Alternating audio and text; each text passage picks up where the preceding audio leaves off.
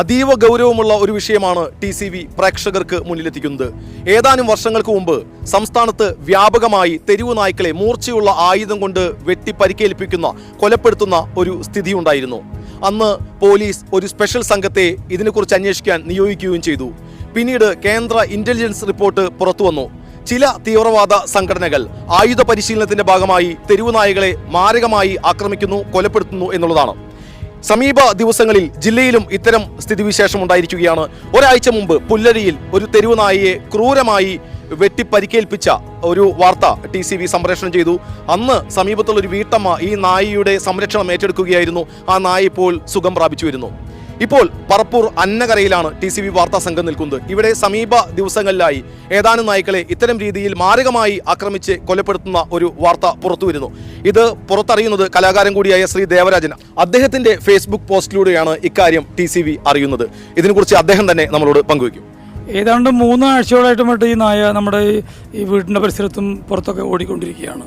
കഴുത്തിൽ വലിയൊരു മുറിവുണ്ട്. അത് മാരകമായ മുറിവ് തന്നെയാണ്. വലിയ ആയുധം കൊണ്ട്, മൂർച്ചയുള്ള ആയുധം കൊണ്ട് വെട്ടി കൊലപ്പെടുത്താൻ ശ്രമിച്ചിട്ടുള്ളതാവണം എന്നാണ് വിചാരിച്ചത്. പക്ഷേ നമ്മളതിനെ പെട്ടെന്നൊന്നും അതിനെ പിടിച്ച് കെട്ടി ഒന്നും ചെയ്യാൻ കഴിഞ്ഞില്ല. മിഞ്ഞാന്ന് രാത്രി വൈകുന്നേരം നമ്മളതിനെ കണ്ടു. അതിൻ്റെ വർഗ്ഗവരയിൽ കിടക്കുകയായിരുന്നു.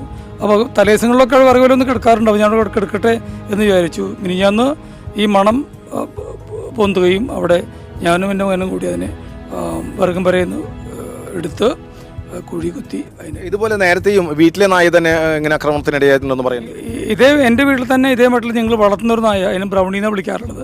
അത് ഇതേ മട്ടിൽ തന്നെ 2 വർഷം മുന്നേ തലയ്ക്ക് മാരകമായി വെട്ടിച്ചിട്ട് മരിക്കേണ്ടായിട്ടുണ്ട്. മറ്റൊരു സംഭവം കൂടി പറഞ്ഞു. മറ്റൊരു സംഭവം എന്ന് പറയുന്നത് ഇതുപോലെ ഒരു ലാബ്, ഒരു വലിയ നായയാണ്, കണ്ടാൽ നല്ല സൗന്ദര്യമുള്ള നായയാണ്.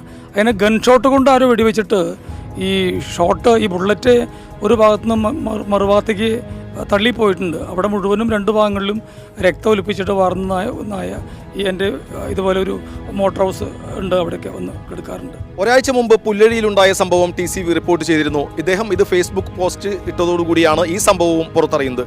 ഇതുപോലെ അറിയാത്ത ഒരുപാട് സംഭവങ്ങൾ ഉണ്ടായേക്കാം. കാരണം നേരത്തെയും ഇത്തരം റിപ്പോർട്ടുകൾ ജില്ലയിൽ നിന്ന് മാത്രമല്ല സംസ്ഥാനത്തിന്റെ വിവിധ ഭാഗങ്ങളിൽ നിന്ന് പുറത്തു വന്നിരുന്നു.